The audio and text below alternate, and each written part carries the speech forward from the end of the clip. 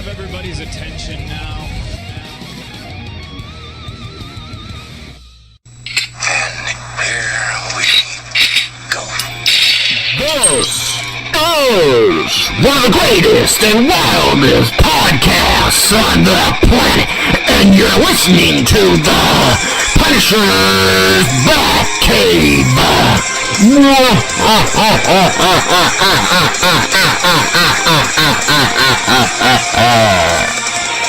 Enter to the dragon's dungeon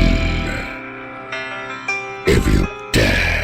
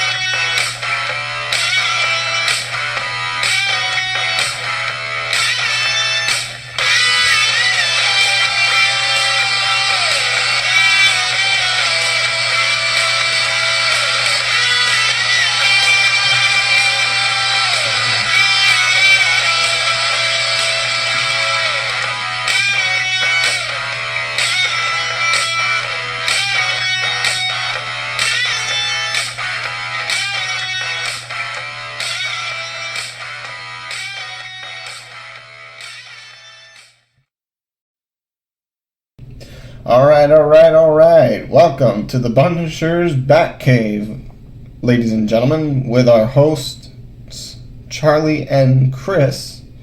All right, Chris, what's going to be for our topic today? Let's see.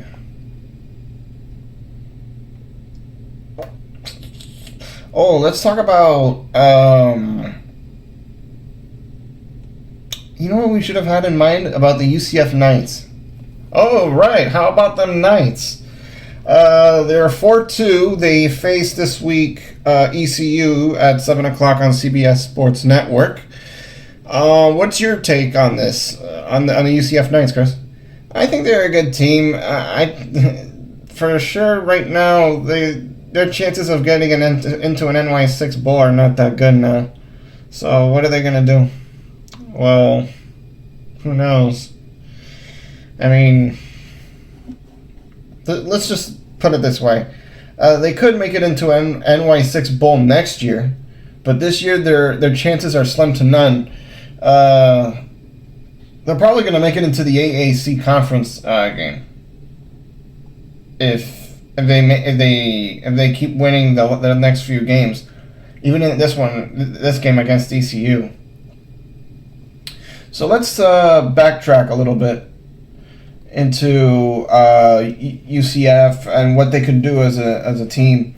So far, Dylan Gabriel has been doing very well, but in his first two games, but in his last two games, he's been doing very sloppy.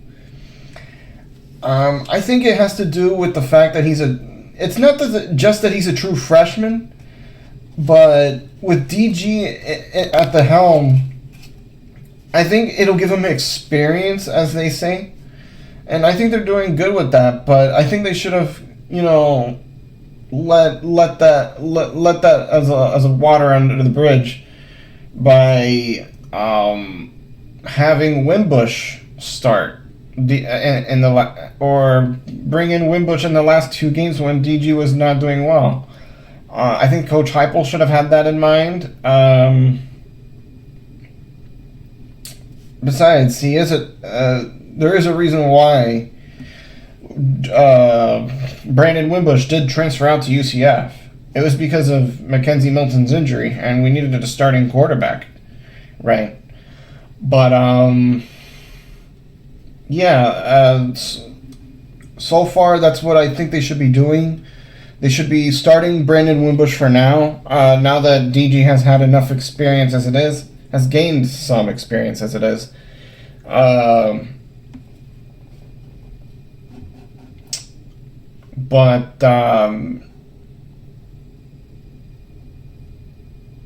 Yeah, I mean, that's pretty much it. What we could talk about for UCF as with the quarterback situation. If I was the head coach, I would do that in worst case scenarios. If anything happens to DG or if DG has some bad games, have Wimbush back him up, or use Daryl Mack as a backup QB and use Wimbush in the special plays. But let's talk about UCF's record. I mean, this year they've been, for the past 2 years, they've been undefeated consecutively for 2 years, and with the longest winning streak in the regular season. Last year they lost an important bowl game to LSU. I think they should have won. It was a close game, but you got to grab the bull by the horns, right? That's the life motto right here. Honestly, as of the state of UCF right now in this current year, I think they're doing good. Their schedule's a little bit tougher than last year's. A little bit, I would say. I mean, they did lose to Pitt. They did lose to a good Cincinnati secondary team. Their secondary was really well. It was very good. Cincinnati's secondary, like their cornerbacks, their safeties, their not cornerbacks is what I said. Their cornerbacks, their safeties, free safety, special safety, you name it. And they kept getting pounded by the defensive line because our offensive line was not. I don't know what happened to UCF's offensive line, but I think during that game it revealed a big weakness in the offensive line. And that's why the defensive line kept going after Dylan Gabriel, and he's been getting a few sacks under his. How do I put it? Under his statistics resume, and I think UCF could have done better in that game. They lost 27-24. UCF 24, Cincinnati 27. It was a close game. I think they should have kicked a field goal to tie the game. They had a chance to, but they didn't. DG threw about, I think, 3 interceptions.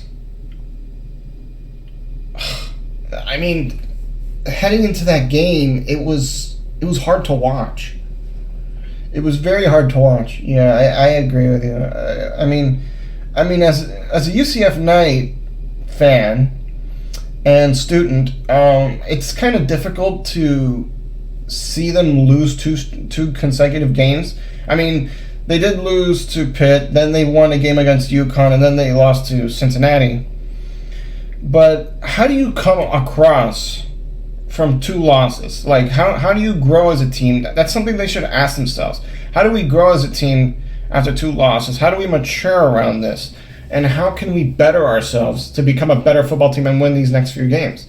I think it first starts with the coaching, because there's been a lot of bad coaching during the Pitt and Cincinnati game. I think that's what dropped UCF from the AP polls. Honestly, and we'll be talking about the AP polls later on. after this part of the discussion.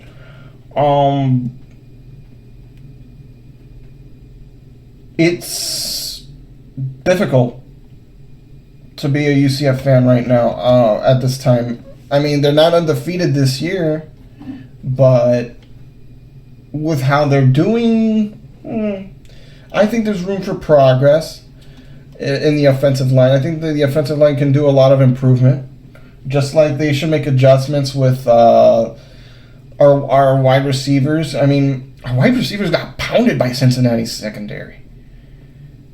Yeah, I saw that stuff. They kept getting pounded. Like, they kept getting closed up from man-to-man coverage. And especially in the zones, when they were playing 2-3, what was it? Not 2-3 zone. It was like 4-3 zone or man-to-man zone. It was tough. It was tough watching this game. I mean, if I was UCF, I would definitely learn from these 2 games and then win the next 6 ball games against against DCU and the next 5 teams. And about the quarterback situation, I mean, I understand Dylan Gabriel won the competition and won the starting job position for UCF's QB1 position, but he should have. And I'm talking about Brandon Wimbush. Brandon Wimbush is a good QB. He's very outstanding. He can run the ball. He can stay in the pocket. He can use his feet. Dylan Gabriel doesn't use his feet. He's always in the pocket throwing passes. And on the pass rush, you got to look at it from this perspective. I think Dylan Gabriel did win this position because of how accurate he is and how his BC vision is. Just like Brandon Wimbush. Brandon Wimbush has a very, very good eyesight. He has a very good vision, but he puts a lot of air in the ball, as a lot of UCF fans in that Facebook group were saying. And it's true. He does put a lot of air in the ball. He doesn't keep the ball at a good, precise, accurate, what do you call it? At a good, accurate position. So I think there are adjustments they should make, and this starts with the offensive coaching and up to the team players. The offensive line has to do a better job protecting the quarterback. They have to do a better job protecting the ball, using the ball, and moving the ball, and prevent and open those gaps as well for the running backs whenever they choose to run the play. I mean, predicting how Coach Heupel will execute his plays, he's gonna run the ball down the middle. You know he's gonna do that. He doesn't run the ball. He doesn't tell his players to run the ball to the outsides because he knows they're gonna probably get tackled there. I would say run it to the outsides when they're gonna blitz you. The defensive line is gonna blitz the quarterback whenever he's gonna pass the ball to his tight ends or wide receivers. But yet again, whenever you run the ball, the defensive line is also going to sack the running back down the middle. So whenever they try to sack the running back down the middle, the running backs have to run to the outsides. But if they're going to come from the outsides, if the defensive line is going to come from the outsides, or the linebackers, to sack the the QB or the running backs, or halfbacks, or fullbacks, however you want to call them, they got to run the ball down the middle. And the offensive line has to try to find ways to open up gaps to make it more accessible and available for the running backs to run down the middle. And that's to help Heupel's case, Coach Heupel's case. I'm not trying to be like a couch coach to mentor this team. No, I just think they should make better adjustments. And let's see if they win the next few ball games with these adjustments. Hopefully they watch the tapes against ECU. ECU is going to be an easy team to beat. They should have watched the films against Pitt and Cincinnati this year, not last year, to see how Cincinnati and Pitt were going to play, and they should have been fully prepared. They should have been fully prepared to win those two important games that could have moved us up into the AP rankings. Now, speaking of the AP polls, what I don't understand about the AP polls is that, okay, you lose to an unranked team like Pitt, you're still in the AP rankings. You lose to a team like Cincinnati, then you drop out of the polls because an unranked team beat them. I mean, as convoluted as it is, it doesn't make any sense. Because if you put it this way, since Pitt did win against UCF, they should have been ranked. They didn't get ranked. Since he beat UCF, they got ranked, but Pitt didn't get ranked. I mean, and UCF drops out. If I were UCF against Cincy, they should have dropped, I would say, 4-2 spots. But it doesn't work that way in the AP polls. I mean, the AP polls does determine whether you make it into the college football playoffs or not. And from the 5th seed to the 25th seed of the AP rankings, it does guarantee you into an NY6 bowl. When you're ranked number 1 through number 4, you're more than likely to make it into the BCS college football playoffs. And let's talk about UCF's chances in a college football playoff position. Do you think they're going to make it into a college football playoff, Chris? The chances of them making into the playoffs, it would be, I would say 6 to 9%. 6 to 9%? Yeah. I would say the same thing. I would agree. Because there was an ESPN analyst that was saying their chances of making it into the playoffs this year, would be 6 to 9%. Last year, it could have been more because the highest AP rankings that UCF got last year was at the 8th seed of the AP rankings. Last year. And they were ranked lower last year. This year they were ranked in the start of the preseason, I think at the 17th seed. The 17th seed. Well, that's enough topics for today. I mean, about UCF and the AP rankings. But should they be a top 10 team? That's the question that you got to ask yourself. To be or not to be is that question. Should you ask yourself, should UCF be ranked in the top 10 power rankings or not? I think they are were a power 10 team before they became 4-2 in the win-loss record and their win-loss record. But their chances of making it into the playoffs, it's just shortcoming. That's why I think that UCF has the ability and the talent. They are stacked. They are a team that is stacked. You got Brandon Wimbush, you got Dylan Gabriel, you got Darryl Mack, you got Mackenzie Milton, who's, by the way, coming back next year, hopefully after his injury. Hopefully, and God willing, if he does make it back next year after his injury, we're going to be a dominant team. Because we're not sure if Brandon Wimbush is going to come back next year. Because he's a transfer student as a senior. I mean, he's attending UCF for his master's. So it leaves you into question. And when you put it into perspective, what's going to happen next year? By the way, UCF, this is news breaking, guys, has scheduled a one-on-one, was it a one-on-one? One-on-one home series against Boise State. And I think one game, I think it's 1 or 2, let me look it up. against BYU.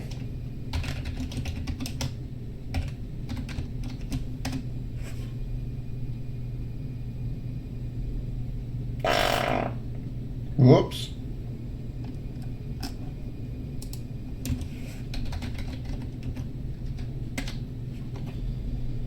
Future football games, UCF versus BYU. Yes, they're scheduled to play BYU, I believe, in... Hold on just a minute. I think it would be... We're 2019, right?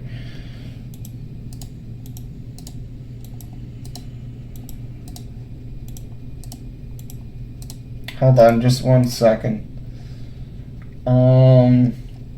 They're scheduled to play BYU in 2024 and in 2023. I'm assuming one game's going to be at home in 2023. Yes, I stand corrected. And they're going to play BYU at their home in 2024. So it's going to be 2 games against BYU and 2 against Boise State. One's going to be at their home and one's going to be at the Bounce House. So those are 2 important games. 2 important group of 5 teams that we're going to be facing as also a group of 5 team in the future. And then you have also Louisville, but we have a 3-game series against Louisville, which would be...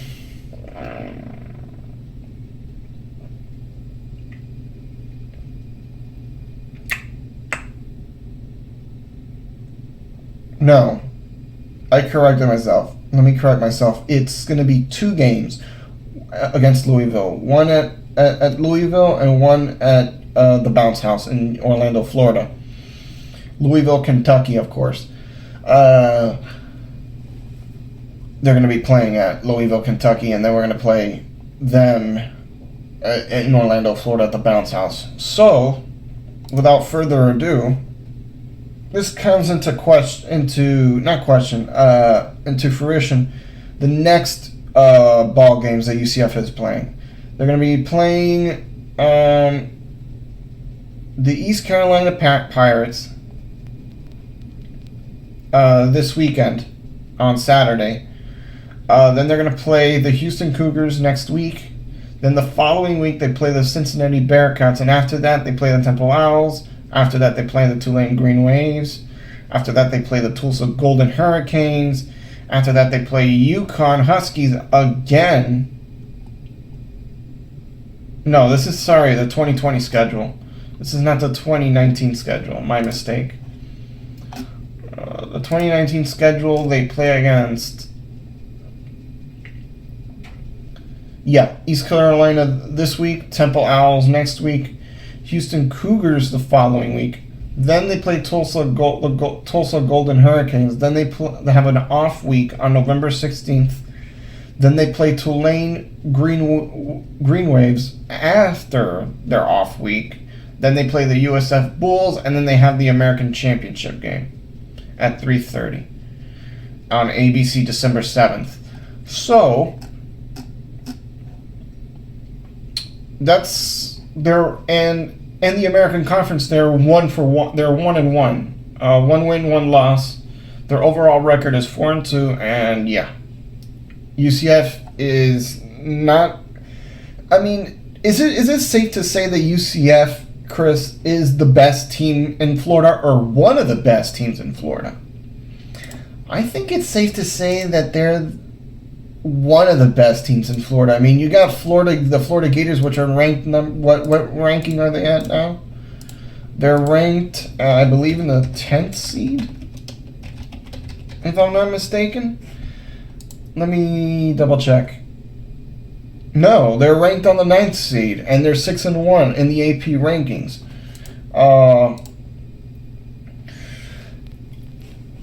They're ranked number 9. They're without their starting quarterback, Felipe Franks, because they're with I think his name is Trask. His last name starts with Trask. They're having the QB 2 in the starting lineup right now, starting for Felipe Franks after his knee injury. So I think they're one of the best teams in Florida right now. UCF is one of the best teams in Florida, but they're not the best team.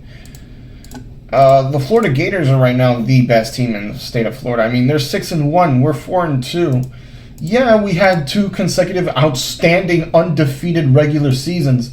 And following that, in 2017, an undefeated perfected season with a win against Auburn in the Peach Bowl in 2018 of January, where we declared a championship.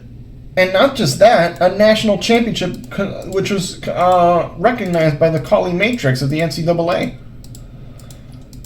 So, there you have it. I mean, we're one of the best teams in Florida. I don't think we are the best team in Florida right now. But if you can say 2 years ago who was the best team in Florida, I would say 2 years ago it would be UCF.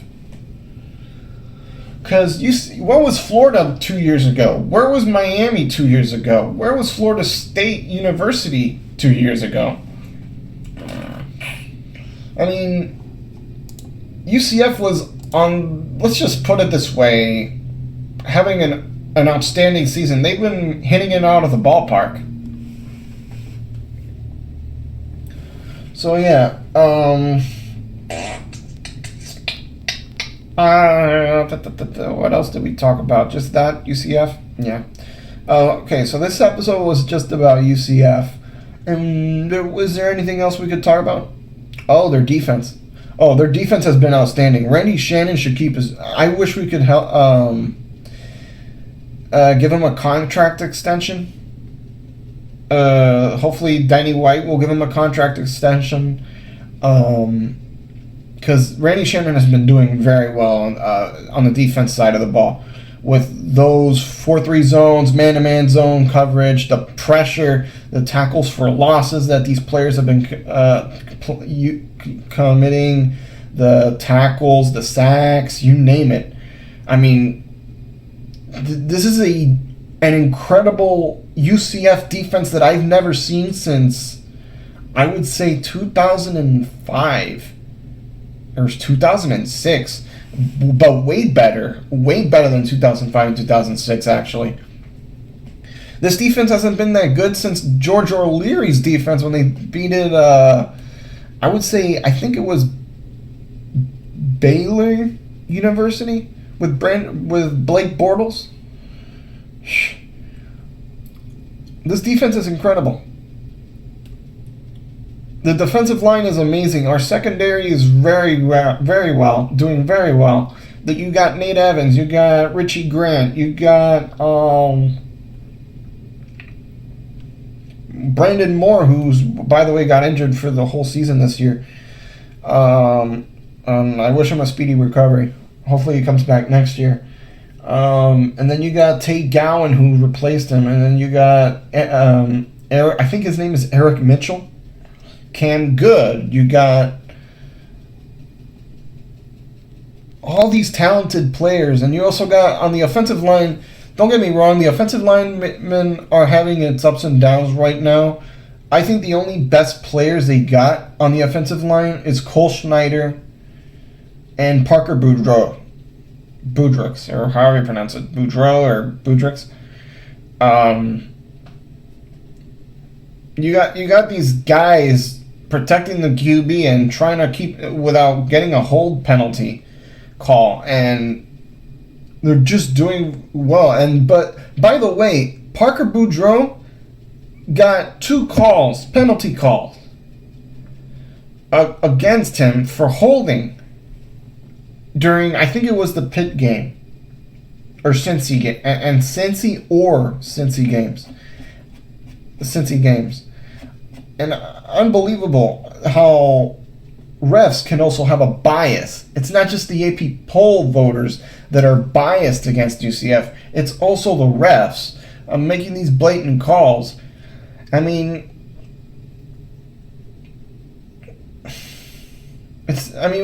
do you think that that the NCAA AP polls are a broken system? I think they are. I think they are because, I mean, there are teams that are ranked, that are undefeated, that are ranked in the lower seeds compared to those that are in the higher seeds. And there's teams above these undefeated teams that have like 1 loss or 2 losses that are in the AP polls. But is there a good chance that we make it into NY6 Bowl this year? I think there is, absolutely. Yeah, I agree with you. I think this year they may have a good chance. But if we keep winning these games, if we beat Cincinnati next year, because we play them, I think, twice next year. Let me check.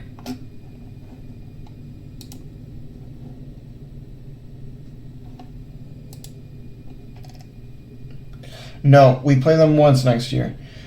Cincinnati may be ranked next year because they're 21. I think they're in the 17th ranking this year.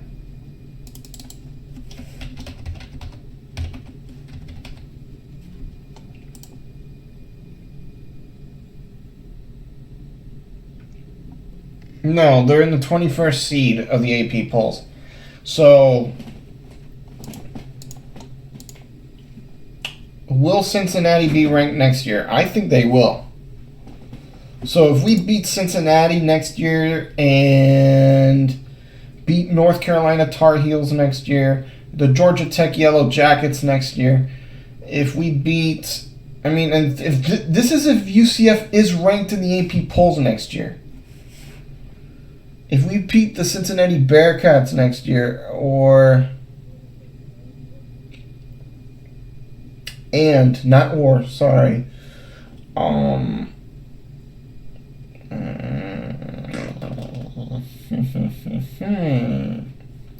yeah, if we beat those teams next year, we'll probably make it into the AP polls. We'll be ranked higher in the AP polls. My mistake. I stand corrected. So those are the chances that they're going to have to they are willing to take. Another thing we could also talk about UCF this year is, in future years, why do they always? Here's the thing that I always don't. I understand this in a good perspective why they do this, but they always rank 3-star recruits. And these are really good athletes, but it's not the best athletes. They're really good in the sense that, with 3-star recruits in 2017, it's incredible to stay undefeated against a tough schedule in the AAC, the American Athletic Conference, and just obliterate every single team, going 13-0, undefeated with our starting quarterback in Mackenzie Milton. It's crazy. Like, we even beat Pittsburgh. We even did we beat? No. The other Power 5 team that we should have played was canceled due to a hurricane, which we could have played at their home game instead of ours for it to be rescheduled. And that game, I think it was against the North Carolina Tar Heels. I think.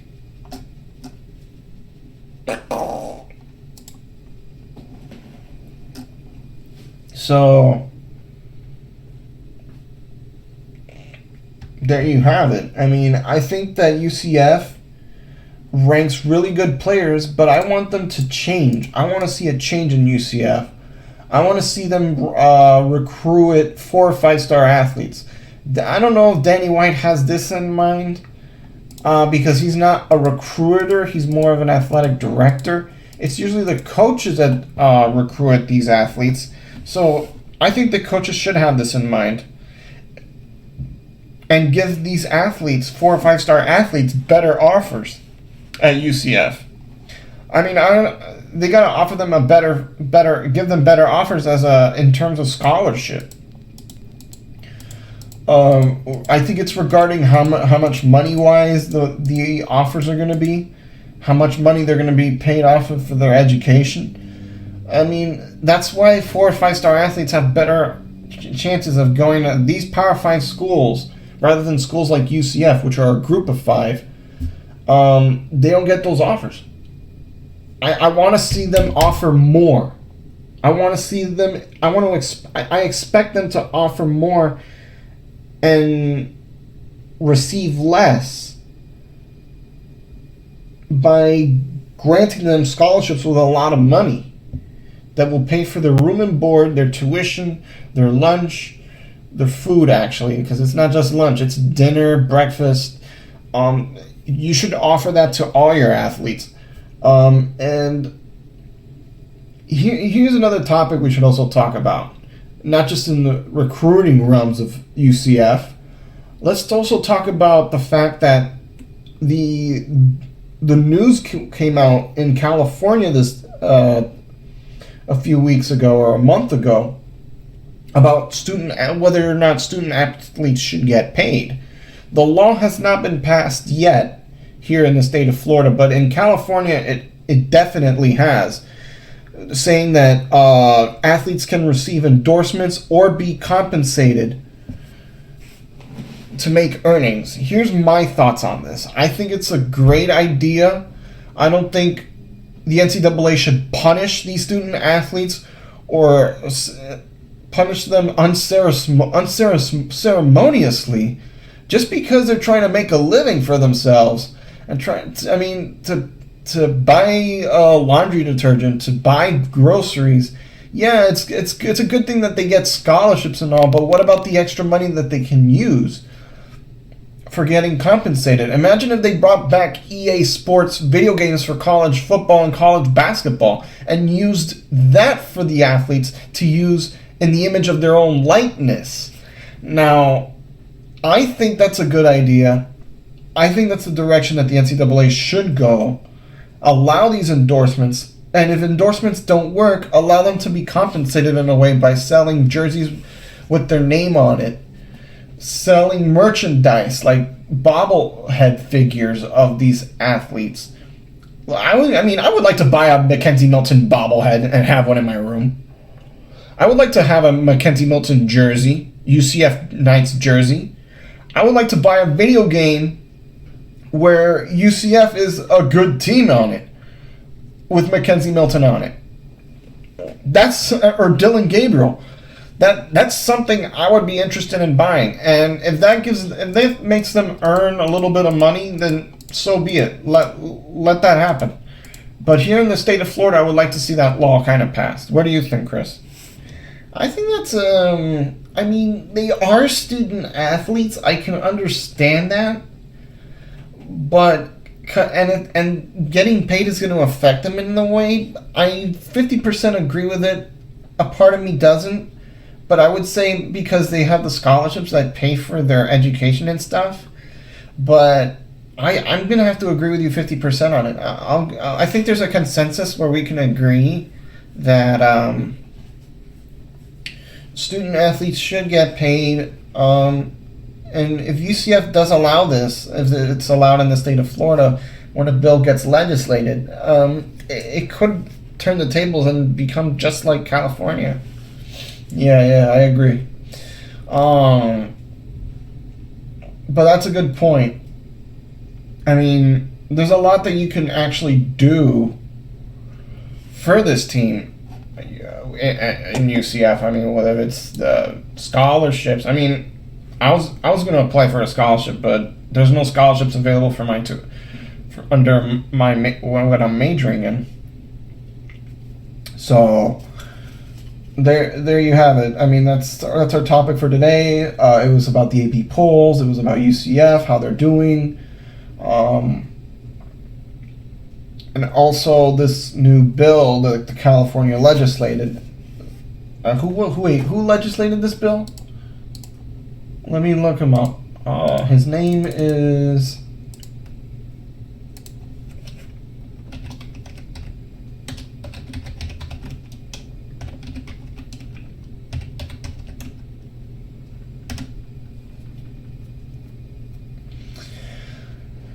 Who legislated this bill?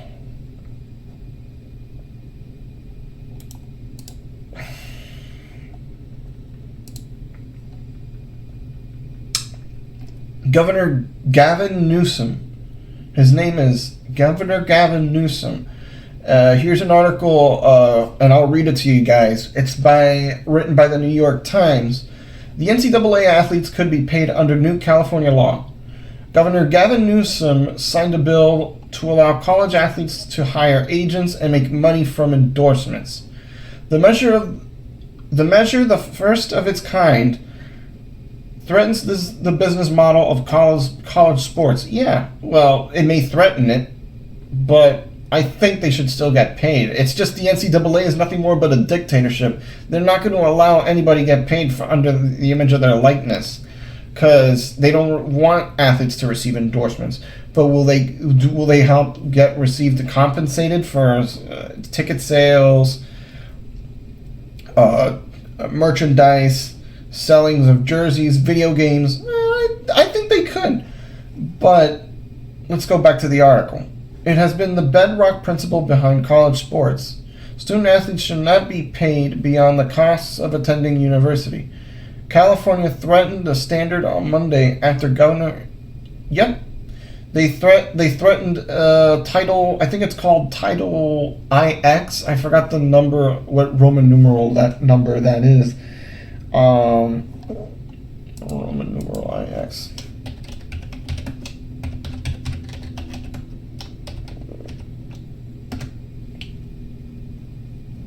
Title IX. It's called Title IX, which is a rule in the Constitution of the NCAA saying that student athletes shouldn't receive endorsements. And going back to the article here, it says that California threatened the standard on Monday after Governor Gavin Newsom signed a bill to allow players to strike endorsement deals and hire agents. Let me go backtracking on that. I don't think they should receive endorsements, but should be compensated in other ways, because hiring agents is something that professional athletes do. And college athletes are not. I think they could learn how stuff like this works before they get drafted into their particular sport that they're playing for.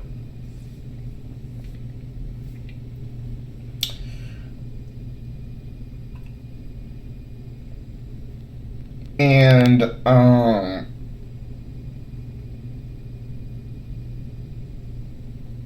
yeah, what was I saying? I was saying, yeah, I was talking about that. Sorry, I dozed off a little. I mean, hiring agents and striking endorsement deals. That's something that professional athletes do, and at the college level of sports, I don't think athletes are ready to do that yet. I mean, they could learn how that works, but they can't do it just yet. So going back to the article, it also says that the new law, which is supposed to take effect in 2023, attacks the NCAA, which is National Collegiate Athletic Association's long-held philosophy that college athletes should earn a degree, not money, for playing sports. That view is also under assault in several other states and on Capitol Hill, which has held up and even as the college sports industry swelled into a behemoth that generated at least $14 billion last year, and that's the NCAA. They have built up revenue. And as athletes faced mounting demands on their bodies and schedules. Under the California measure, thousands of student athletes, I don't want to bore you guys, but I'll provide the article and the link here on my podcast, on the podcast below. Just let me know what you guys think. To the listeners, what do you guys think? Should athletes get compensated? I mean, I don't want to bore you with this long-ass article.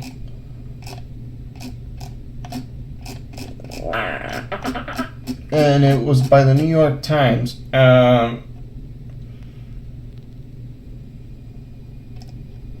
Here's also a video of LeBron James in the article, and I'll play the video so you can hear of him talking about it. I don't want to say this is checkmate, but this is a major problem for the NC2A. You ever see Brock, the I bill gotta here sign with it, you today? man. When you put pen to paper right now, what's this gonna change and what's it gonna do? It's going to initiate dozens of other states to introduce similar legislation. Actually published by LeBron And it's going James. to change college sports for the better by having As now well. the interests, finally, of the athletes on par with the interests of the institutions. Now we're rebalancing that power arrangement. Well, let's do it. You ready? Let's do it, man. All right. Now, California. Wait, this is the number one reason why we've created this platform. To be able to have moments like this where we got the governor of California signing a bill to allow athletes in college. Let me see that thing on light. You see that? You see that right there? That's good. That's good signature. All right, guys, that's the end of the video. It's a video that King James, LeBron James, if you don't know who that is, uploaded on his Instagram feed back in, I think, a month ago. So, yeah, I'll provide the link for you guys in the description below on SoundCloud. And it will also be put up on on Facebook and on Twitter if you follow us on the Punisher's Batcave. So yeah, that's it for today, and that's our episode for today. And be sure to tune in for more. Wait, is this thing go? Oh.